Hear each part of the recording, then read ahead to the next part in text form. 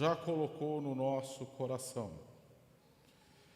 O texto dessa mensagem, que eu, durante aí alguns dias, dei uma lida, uma rascunhada, ele é um texto muito simples. Ele não é aquele texto que você precisa pesquisar um monte de outras questões, de outros fatores, para você poder entendê-lo, poder compreendê-lo. É um texto que, numa primeira passada de olho, uma primeira leitura que você fizer, você consegue captar toda a história, porque é uma história simples demais.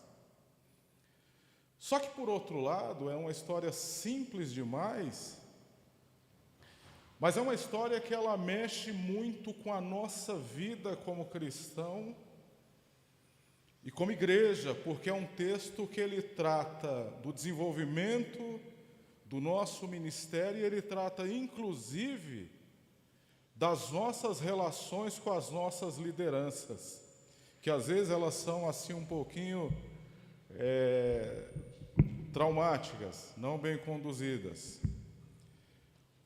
E o texto que eu estou falando é 2 Reis, capítulo de número 6. Localize aí na sua Bíblia. 2 Reis, capítulo 6. Nós vamos ler do versículo 1 até o 7.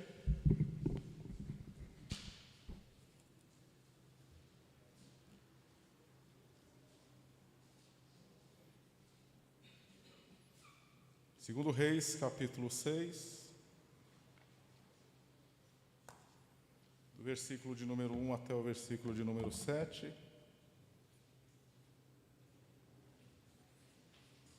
Os irmãos localizaram.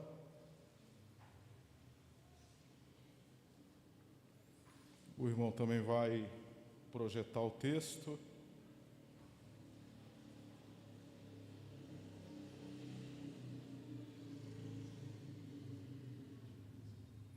O texto diz assim na minha versão: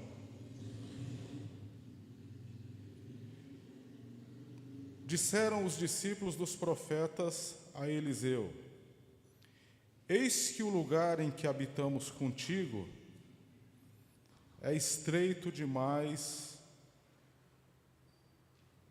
para nós.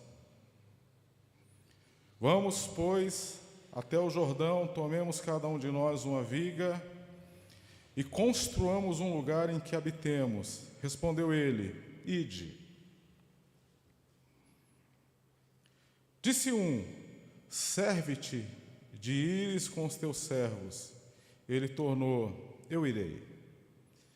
E foi com eles. Chegados ao Jordão, cortaram madeira, e sucedeu que, enquanto um deles derribava um tronco, o machado caiu na água.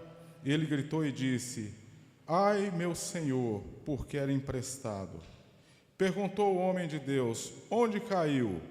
Mostrou-lhe ele o lugar. Então Eliseu cortou um pau, lançou-o ali e fez flutuar o ferro.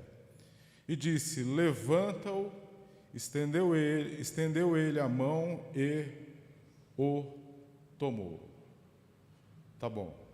Deixa eu fazer uma pergunta para vocês. Eu vou fazer essa pergunta na ordem inversa. Quem aqui nunca tinha lido esse texto antes? Levante a mão aí. Ok, nós temos aí umas 5 pessoas que nunca tinham lido esse texto e que não conheciam esse texto, né? Mas eu tenho certeza absoluta de que só essa leitura aqui já dá para vocês ter ideia da história e poder contar e reproduzir essa história aqui para alguém, né? Vamos orar, fecha os olhos. Deus Todo-Poderoso, graças te damos e pedimos, ó Deus, a tua bênção sobre nossas vidas, sobre a vida dos nossos irmãos que aqui estão, sobre a vida do reverendo que está em viagem. E queremos, ó Deus, aqui pedir a bênção sobre a vida dos nossos irmãos que estão, ó Deus, lutando com algum tipo de dificuldade. E queremos, ó Deus, aqui fazer menção da Lilian, que encontra-se enferma. Meu pedido, ó Deus, ao Senhor é que a tua misericórdia, que o teu poder encontre, ó Deus, o coração e a vida de nossa irmã, em nome de Jesus. Dê a ela, ó Deus, regozijo, dê a ela paz, dê a ela a certeza de que o Senhor está no controle de toda a situação. E nos abençoe, ó Deus, com a leitura e com a meditação na tua palavra. Em nome de Jesus, amém. 1 Reis e 2 Reis fazem parte do grupo dos livros chamados livros históricos da Bíblia. A Bíblia tem uma divisão, e nessa divisão há um grupo de livros chamados livros históricos, que eles vão de Josué até o livro de Esther. O que você vai ter nesses livros de Josué até Esther, esses livros históricos, são narrativas, como essa narrativa que nós acabamos de ler. 1 Reis e 2 Reis são livros que contam a história do período da monarquia de Israel, os reis. Dos melhores aos piores, do começo da monarquia em Israel, com o fortalecimento do reino sobre a figura de Davi, o rei Davi, até o colapso da nação, sob a figura de um homem chamado Zedequias, que ele é o último rei. Você tem reis bons, você tem reis ruins. E esses dois livros, os livros de reis, eles vão então narrar os acontecimentos que se passam durante a monarquia de Israel. Nós sabemos que o primeiro rei de Israel não foi Davi, foi Saul. Foi o primeiro rei. Mas o livro de 1 Reis, ele não começa com Saul. Ele começa com Davi já sendo velho, e nos 2 primeiros capítulos de 1 Reis nós já temos então a morte do rei Davi, nós temos uma briga pela sucessão do trono de Israel, e no final nós temos a divisão do reinado. Por ser histórico, livros históricos, o livro envolve narrativas e a história ela é feita por pessoas. Nenhuma história é feita sem a participação de pessoas. Nenhum acontecimento, nenhuma situação acontece sem que pessoas estejam participando ativamente no meio dela. Uma morte, um decreto, uma lei, uma guerra, um acontecimento, tudo isso você tem pessoas então participando. E esse texto aqui, ele é um texto que tem acontecimentos e tem pessoas. O profeta aqui em voga é o profeta Eliseu. Eliseu, ele é sucessor do profeta Elias, sucessor direto do profeta Elias. Ele desenvolve seu ministério durante o reinado de 4 reis diferentes. Eliseu tem um ministério marcante, porque Eliseu realiza mais ou menos de 12 a 15 milagres em toda a sua história de ministério profético. E nesse texto aqui, ele é o tutor, ele é o líder de um local chamado Escola de Profetas. E o texto ele tem uma trama, ele tem um enredo. O grupo de discípulos que está dentro dessa escola de profetas, eles chegam diante de Eliseu e eles apontam um problema. Qual que é o problema? Nós fizemos a leitura bem atento. O problema é muito simples. O local é estreito para nós. O local é pequeno para nós. Só que eles, além de ter o problema, eles chegam no líder deles, o profeta Eliseu, eles apontam um problema, eles apontam também o quê? Uma solução. Qual é a solução? Nós vamos até o Jordão e cada um de nós vai pegar uma tora, uma viga de madeira, e nós vamos então construir um lugar que vai ser maior do que esse aqui, que vai abrigar mais pessoas, mais discípulos, mais pessoas vão estudar a lei, mais pessoas vão cuidar de si, a população vai ter um apoio maior. Então, nós vamos ampliar isso aqui, nós vamos ampliar, fazer esse lugar crescer, só que para crescer, cada um de nós vai ter que então entrar na história e fazer a sua parte. Então é isso. Eles não têm nome. Eles não são teólogos, eles não fizeram seminário, eles estão aqui estudando, eles são discípulos. A Bíblia não diz nada sobre eles, a não ser o fato de que eles são discípulos dos profetas, aqui no caso Eliseu. Eles não vão ser citados em outra parte nenhuma do texto bíblico, exceto aqui. Em Israel, eles não vão receber menção de grau de importância semelhante a Abraão, a Moisés e a Davi, mas o texto dá para eles o título de discípulos dos profetas. E na tratativa com o líder deles, o profeta Eliseu, eles apontam um problema, apontam uma requisição, e eles apontam também um meio de resolver esse tipo de problema.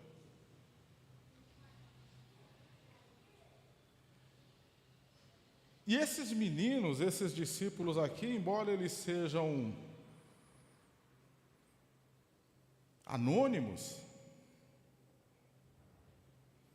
a gente dá muita importância para título, a gente dá muita importância para grau de instrução, a gente dá muita importância para o prestígio, a gente dá muita importância para o título que a pessoa recebe antes do seu nome, para a formação da pessoa, e o texto aqui diz que eles são discípulos, e o texto não fala nada do nome dessas pessoas aqui. Como o texto não diz o nome da mulher com fluxo de sangue, o texto não diz o nome da samaritana, o texto mostra que eles tiveram ações, atitudes e comportamentos, nada mais do que isso. E são ações, atitudes e comportamentos que são o quê? Marcantes. São tomados de um significado assim fora do comum, e são comportamentos e atitudes que ensinam muito para nós, mesmo a nossa igreja, o nosso povo, a nossa realidade ser um pouco diferente daquela realidade, e a gente está aí há séculos, há milhares de anos de distância daquele povo lá e daqueles meninos. A gente aprende com eles algumas coisas, e são isso que eu queria então tratar com os irmãos.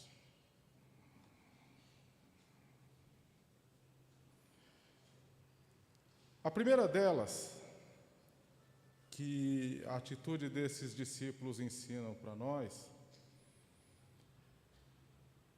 é que é absolutamente normal nós termos inquietações nos nossos corações. Mas elas têm que ser sábias. A gente tem que revestir as nossas inquietações de sabedoria de Deus nelas. A gente se incomoda com as coisas, a gente se inquieta, a gente fica preocupado, a gente fica chateado, a gente fica ali, sabe, com aquela agitação no nosso coração por causa de uma coisa e de outra que acontece, de uma coisa e de outra que nós todos precisamos, vez ou outra.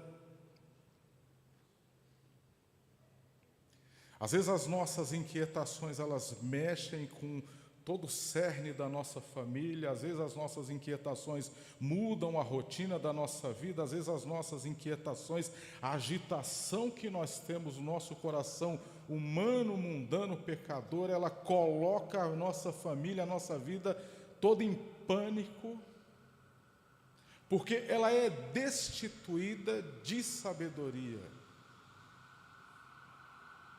Às vezes as nossas inquietações, elas são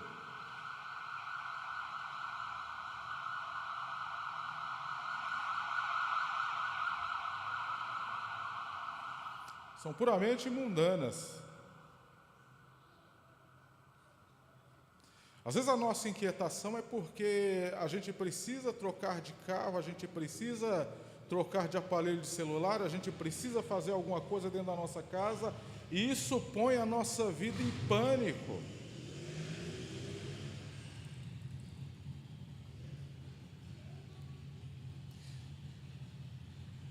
E esses rapazes aqui, eles levam ao profeta Eliseu uma inquietação. Qual que é? O lugar é estreito. O lugar é pequeno. Isso está incomodando a gente. Isso está trazendo algum tipo de problema para a gente. Talvez existam lá fora mais discípulos que queiram participar, mas o lugar não está oferecendo possibilidades deles participarem. Isso aqui é uma santa inquietação. Isso aqui não é inquietação mundana. A narrativa desses homens, desses discípulos aqui, ela não combina com a apatia. Ela não combina com a indiferença, porque nós, muitas vezes, não temos nem inquietação por absolutamente nada. O reverendo pregou, há algum tempo atrás, uma série no livro de Neemias, e eu não sei se os irmãos se recordam, mas quando o livro de Neemias começa no capítulo de número 1, que aquele homem chamado Neemias, ele vê chegar algumas pessoas que eram de Israel, que eram conhecidos dele, ele pergunta qual é a situação que está ocorrendo, como é que está Israel. E aí a pessoa que chega diante dele dá um relatório do que está acontecendo. Falou, queimaram tudo, as portas estão derribadas, os muros também caíram tudo. O texto lá de Neemias diz que ele se assenta e ele chora. Neemias capítulo 1, ele se assenta e ele chora. E a condição de Israel, a situação de Israel, traz para Neemias uma inquietação que ele fica durante alguns dias ali com aquilo no coração, até ele chegar no rei e pedir que ele possa voltar até Israel e começar um trabalho de reconstrução dos muros de Israel. Então, a inquietação dos meninos aqui, dos discípulos, ela é santa, porque eles têm um objetivo de tornar o lugar mais amplo, o lugar maior, de melhorar as condições do lugar. Ela é santa porque essa ideia de o lugar é pequeno para nós, traz para nós uma conotação de crescimento, de ampliação, de ter um domínio maior, de ter mais pessoas. Então, é uma inquietação do coração desses discípulos, dessas pessoas aqui. Eles levam até o profeta, eles levam até o líder deles, mas a gente vê que é uma inquietação que eles têm pelo quê? Pelo reino de Deus, pelo ministério, pelo trabalho deles. A inquietação de Neemias é uma inquietação por Israel, é uma inquietação por Jerusalém, é uma inquietação pela terra deles, é uma inquietação pela terra santa, a terra de Deus, onde tem o templo.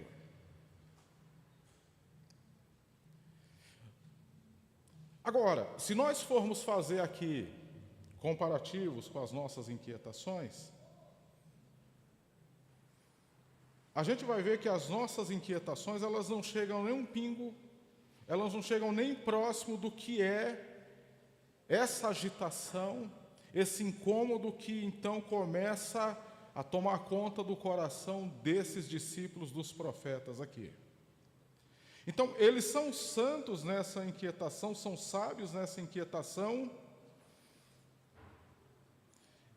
e eles são sábios e são santos até na forma de resolver isso aqui.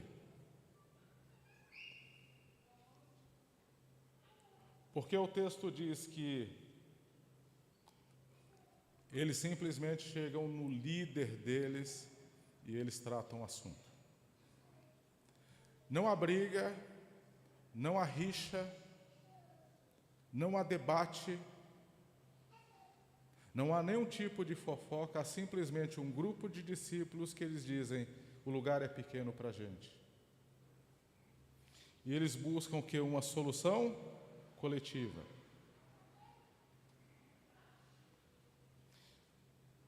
Nós precisamos começar a avaliar as inquietações do nosso coração e para onde elas estão nos encaminhando.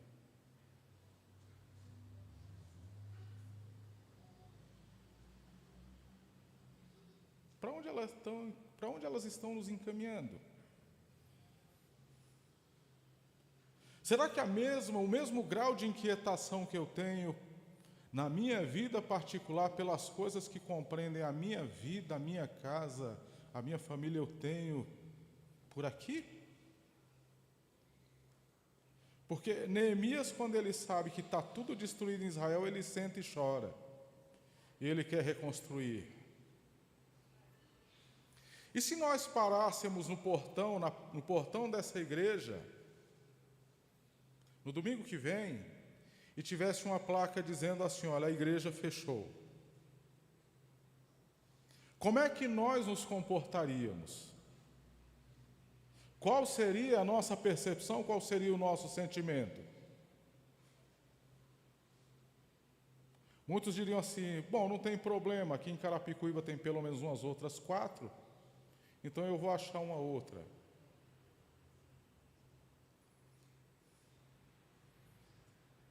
Será que nós teríamos uma inquietação de falar assim: mas como fechou?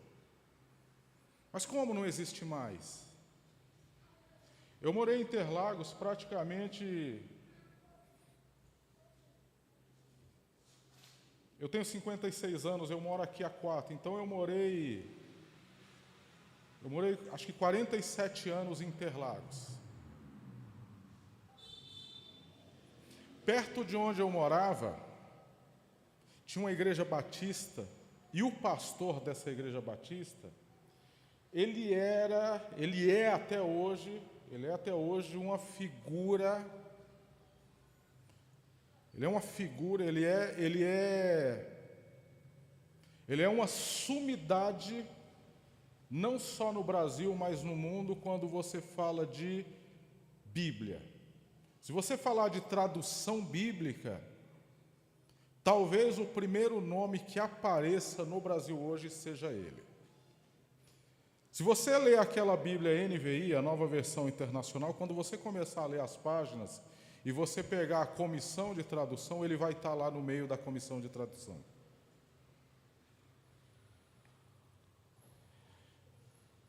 A igreja dele, para vocês terem uma ideia, ele saiu, em menos de 5 anos depois a igreja fechou.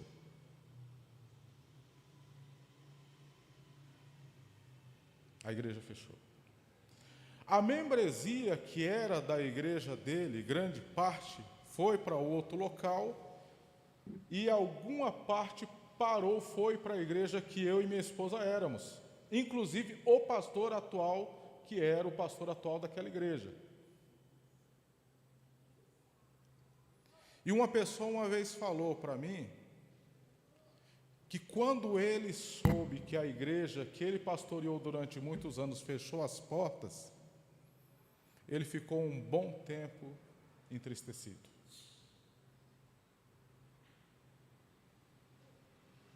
É o incômodo, sabe?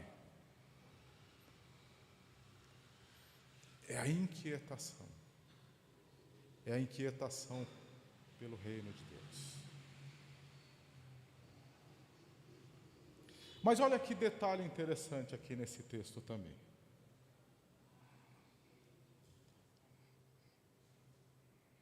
Eu sou professor de EBD, irmãos, então eu conduzo o negócio dessa forma, tá? Eles chegam diante do profeta com um problema. Hoje vocês vão sair daqui sabendo esse texto aqui. Eles chegam diante do profeta com um problema nas mãos. Mas você sabe qual é o que é interessante? É que eles chegam diante do profeta com um problema, mas eles chegam diante do profeta com uma solução, presbítero Djalma. Esse é aluno de EBD, ó. Aluno de EBD é assim, ó. Aluno de EBD é desse jeito aí, ó. Você começou a falar, ele já sabe como é que vai finalizar o negócio. Eles chegam diante do profeta com um problema, mas eles chegam diante do profeta com uma solução. E você vê que as coisas aqui, eles levam o passo a passo do negócio. Eles não são simplesmente reclamões de plantão.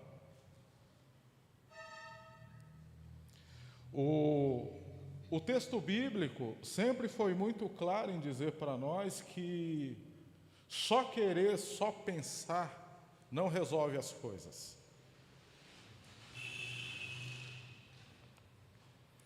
Nem só orar resolve as coisas. Só conhecer a palavra não resolve as coisas.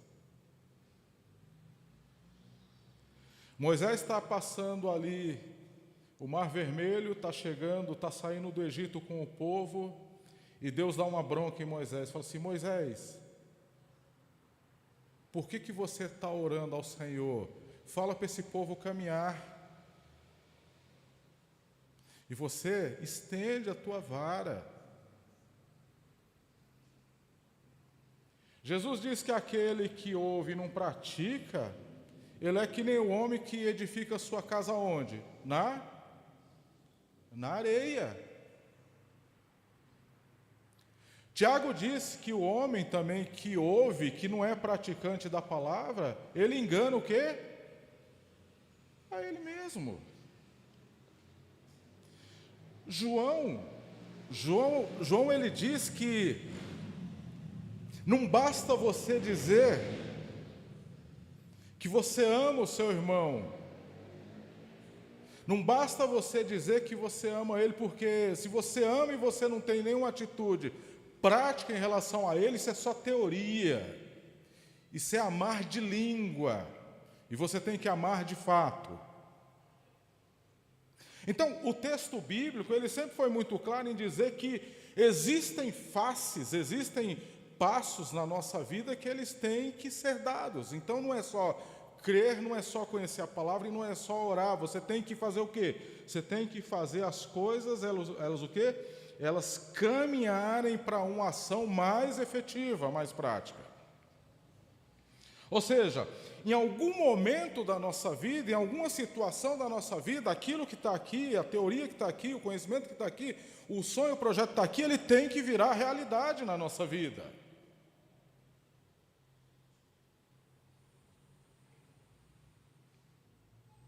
Aquelas ideias, aquelas inquietações que a gente tem no nosso coração pelo reino de Deus, elas têm que caminhar, que rumar para uma coisa mais tangível, mais perceptível.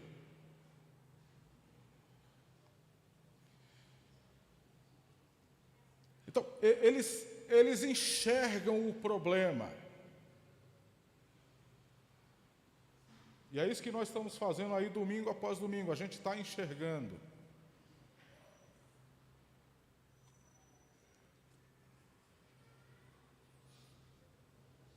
E que solução que nós estamos apontando e que ações efetivas nós estamos tendo? Percebe? Está caindo a ficha? Estamos entendendo?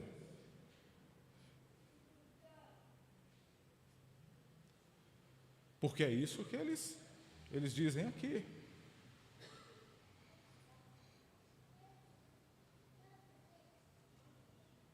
Vamos avançar para mais um aqui.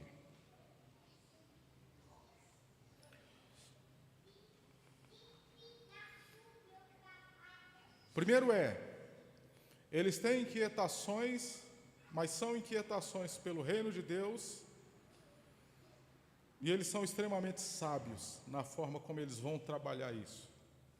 Segundo existe um problema, existe um projeto, e eles vão dar rumo a tudo isso, eles vão dar curso a tudo isso, até a coisa ela se concretizar, ela se realizar. Não basta simplesmente ter ideia, não basta simplesmente ter projeto, não basta simplesmente querer, não basta simplesmente dizer assim, eu senti no meu coração que eu devo fazer essas coisas, sabe por quê? Eu vou dizer para vocês, o cemitério do Ariston está cheio disso. Um monte de sonho, um monte de projeto, um monte de ideia, um monte de coisa boa para a igreja, para o ministério, para o reino de Deus, que morreu junto com um monte de pessoas. Está cheio. E se nós não dermos curso para fazer as coisas funcionarem, acontecerem, vai acontecer a mesma coisa com cada um de nós.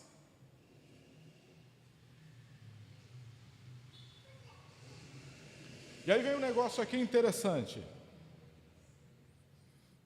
que a gente aprende com esses meninos, com esses discípulos. Eles têm a percepção do todo. Todo. Mas eles se enxergam no todo. Entenderam aqui, irmãos, qual é a questão? Eles têm a percepção do problema, eles têm a percepção do todo. O lugar em que nós habitamos contigo, o lugar. Então eles têm a percepção do todo.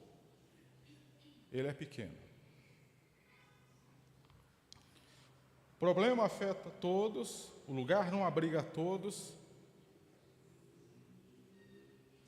Mais pessoas poderiam estar presentes, participar.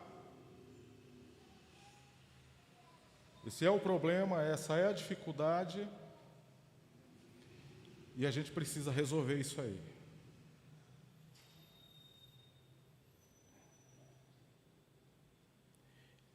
E aí tem uma expressão no texto aqui, que é a expressão que vai mostrar para nós que é importante a gente enxergar o todo, mas é importante a gente também olhar o nosso espaço, o nosso lugar dentro do todo. Porque se nós não olharmos o nosso espaço dentro do todo, a igreja vai continuar sendo responsável somente do reverendo Alan, do presbítero Amauri, do presbítero Davi, do presbítero João, do presbítero Douglas, do presbítero Young, dos meninos que tocam aqui domingo após domingo. Vai continuar dessa forma. Vai continuar sendo, para nós, um lugar que a gente vai e as pessoas estão lá, elas vão fazer, fique tranquilo, não se preocupe com isso, porque tem gente lá, eles tocam, eles fazem, eles resolvem. Então, a grande questão, e o texto ele diz assim, olha, no versículo de número 2, tomemos cada um de nós tomemos o quê? Está aqui, uma viga. Mas a construção do texto aqui, ela é uma construção coletiva. Porque ele diz, o lugar que nós habitamos contigo é pequeno para nós, para todos. Coletivo. Ele diz, tomemos cada um de nós. Ele diz, construamos.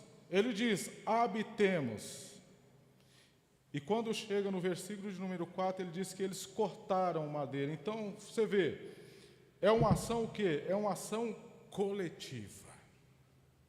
É uma ação de pessoas que eles enxergam as coisas acontecendo, eles enxergam todo o universo que compreende o ministério, mas eles olham eles dentro daquilo, tudo ali, eles enxergam eles dentro do palco de acontecimento daquela questão, daquilo. Eles não se desvinculam do que está acontecendo, eles não se desligam, eles não tiram a pessoa deles e ficam olhando para aquilo como se aquilo tivesse acontecendo, fosse algo que eles assistiam, e eles estão fora só o quê? Só olhando, só observando.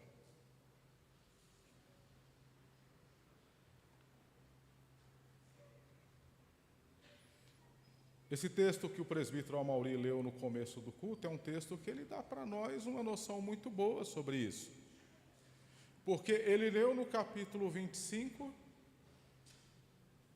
que Deus convoca o povo para contribuir, para ofertar. E ele leu no capítulo de número 35 que o povo tinha prontidão para fazer aquilo que foi solicitado a eles.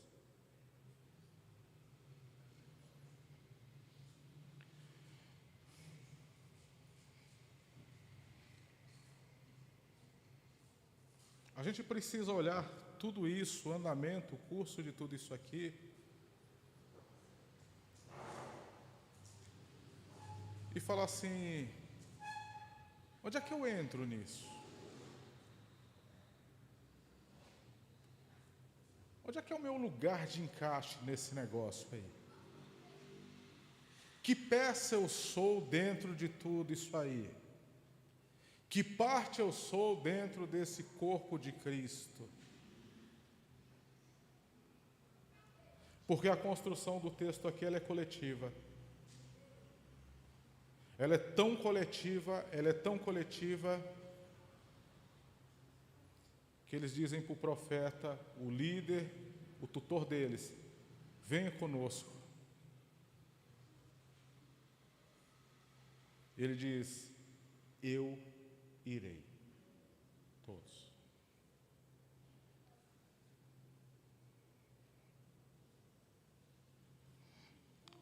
E olha esse aqui, para a gente então encerrar.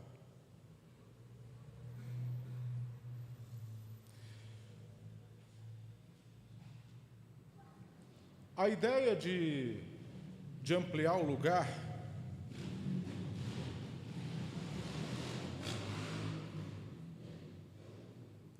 o plano, o projeto de fazer o lugar maior, a ideia de expansão, de crescimento, com certeza ela circulou na cabeça desses discípulos aqui. Com certeza foi conversa deles durante uma semana, durante um mês, durante um bom tempo, foi o que eles foram percebendo. E aí chegaram ao consenso: olha, a gente precisa crescer. Aí o que eles fizeram? Eles foram atrás do machado, e eles foram lá perto do Rio Jordão pegar a madeira, né? Foi isso? Não foi. Não foi. Isso foi, mas foi depois. O texto diz que antes deles tomarem qualquer decisão, qualquer atitude, o que eles fazem?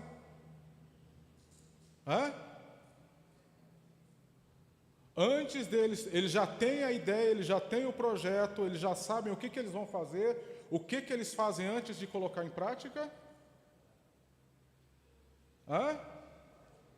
Não entendi. Não. Eles vão até o profeta, até o tutor deles.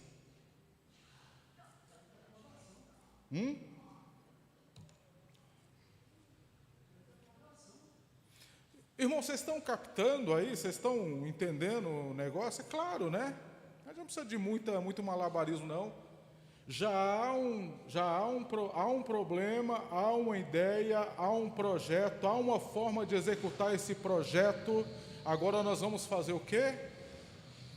Nós vamos procurar nossa liderança. Isso mesmo, presbítero.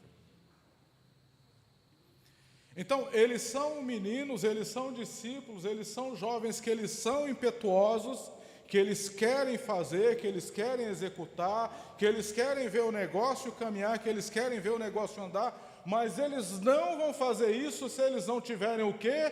A aprovação do profeta, que é o tutor deles. Isso é lindo, irmãos. Isso é lindo. Você que nunca leu esse texto, nós que nunca lemos esse texto, isso é lindo demais. Tem muita gente que é impetuosa, que ela quer fazer, que ela quer executar, que dá aquele estalo, aqueles 5 minutos.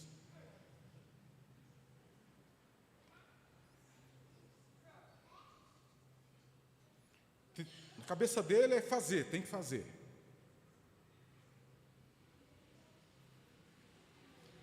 Aí ele cisma que aqui nessa parede tem que ter uma tomada 220. Ele vem e faz. Ele cisma que tem que vender a bateria. Ele compra coisas fora e ninguém sabe. Às vezes compra coisas e envolve a igreja e ninguém sabe.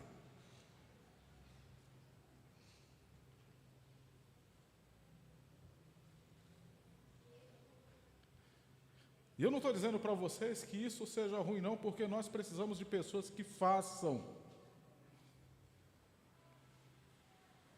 Só que, infelizmente, isso às vezes traz alguns traumas, traz algumas dificuldades, e tem pessoas que nesse ímpeto, nesse afã de fazer as coisas, eles não consideram suas lideranças, os modelos de igreja, as práticas que a igreja tem, os regimentos que as igrejas têm, a doutrina que a igreja tem. Eu trouxe para pregar o apóstolo aqui, porque esse aqui é um homem de Deus.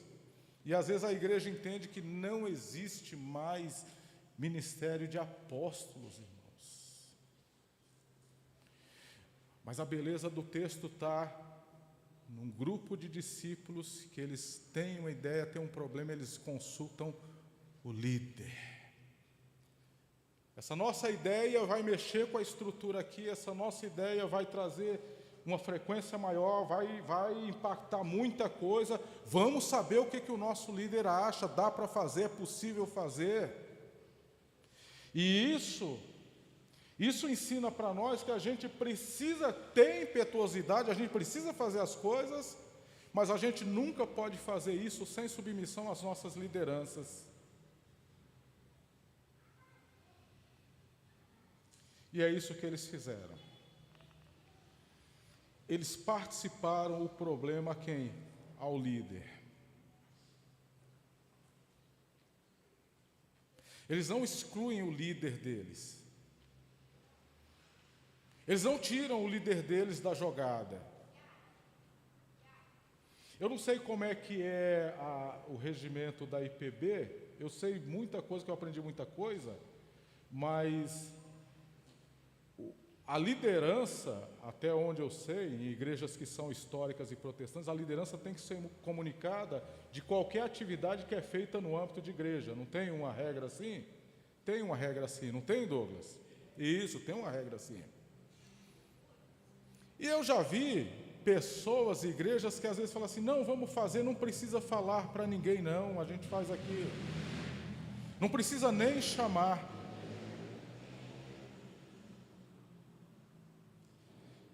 Mas eles fazem questão da participação do líder deles, de todo o trabalho.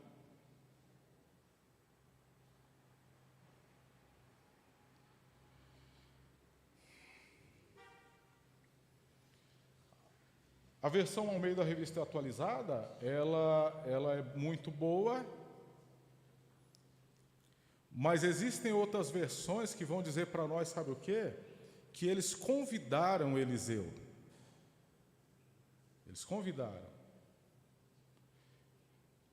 Você vê, eles motivam o líder a participar e eles não constrangem o líder. Motivação sem constrangimento. Porque às vezes a gente constrange. A gente acha que está motivando, a gente acha que está vamos levantar a igreja, a gente está constrangendo as pessoas. Coisas que deveriam ser voluntárias.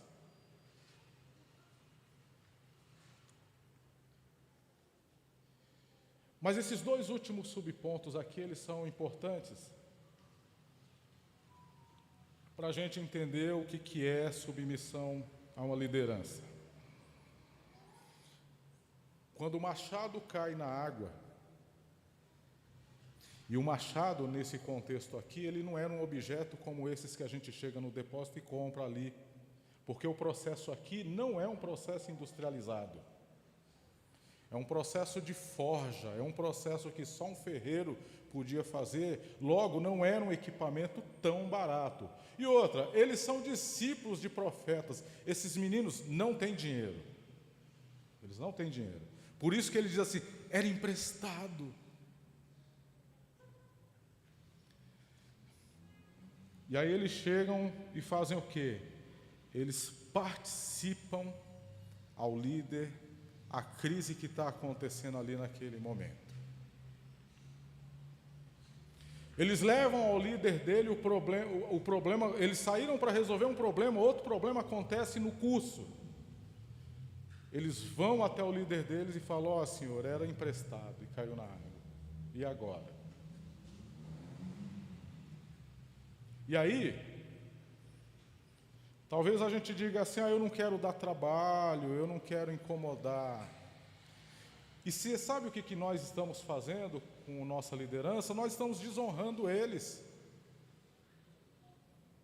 Nós estamos desonrando eles quando nós insistimos em fazer o quê? Em viver nossas vidas, nossas crises, e não abrimos a boca para eles. Não precisa falar, não quero falar.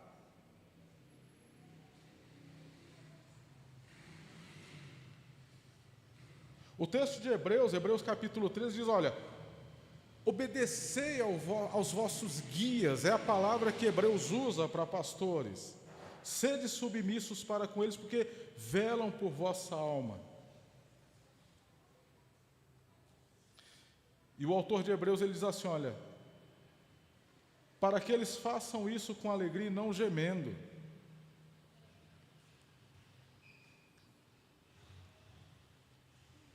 Quando a gente não participa das nossas crises para a nossa liderança, irmãos,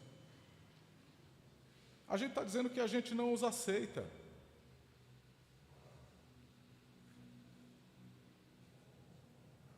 A gente não os aceita.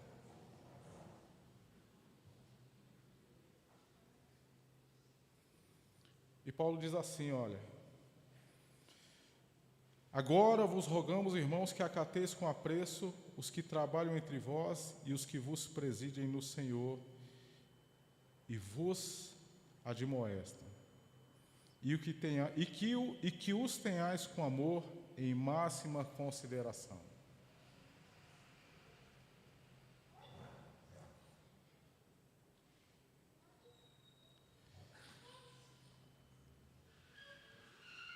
Eles participam a crise deles ao líder. Depois que tudo acontece, que eles participam, o texto diz que o líder pega um pedaço de pau, coloca no local, eles apontam, eles participam a crise, eles dizem qual é o problema, caiu, era emprestado, ele coloca um pedaço de pau, o texto diz que o machado flutua, e o texto diz o quê? Depois, o profeta fala, levanta, pegue. Aí ele vai e pega. Que diz aqui, ele estendeu a mão e o levantou, tomou.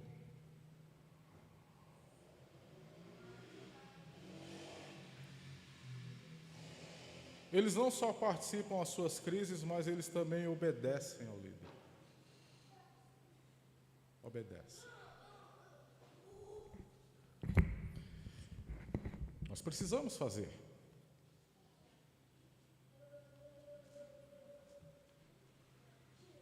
A igreja precisa fazer, as pessoas precisam executar.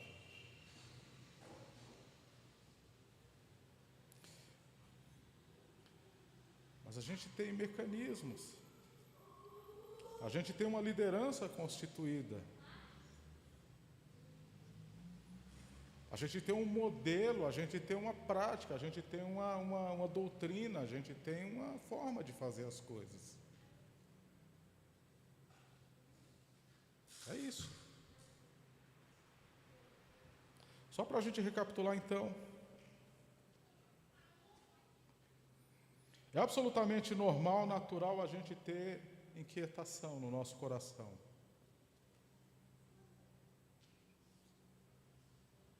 Mas a gente tem que ser sábio. E a gente tem que ser santo na nossa inquietação. Você tem uma inquietação por algo, na sua conversa, na forma como você aponta essa inquietação, você tem que ser sábio, você tem que ser santo. A gente tem que aprender a caminhar da teoria, da ideia, do projeto, para a ação, para ver as coisas acontecerem.